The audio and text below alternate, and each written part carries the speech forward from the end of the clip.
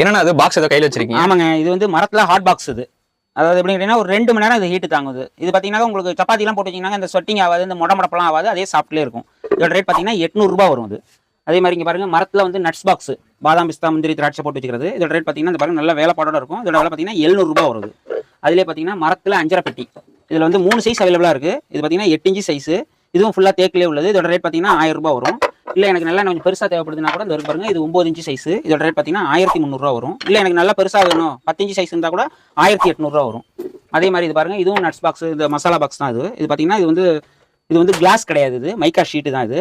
இது பார்த்தீங்கன்னாக்கா உங்களுக்கு சைடு மட்டும் மரம் வரும், கீழே வந்து கார்ட்போர்டில் தான் வரும். இதோட ரேட் பார்த்தீங்கன்னா இது வந்து சைஸ் பார்த்தீங்கன்னா 8க்கு 8 சைஸ் வரும். இதோட ரேட் பார்த்தீங்கன்னா ரூ. 600 வரும்.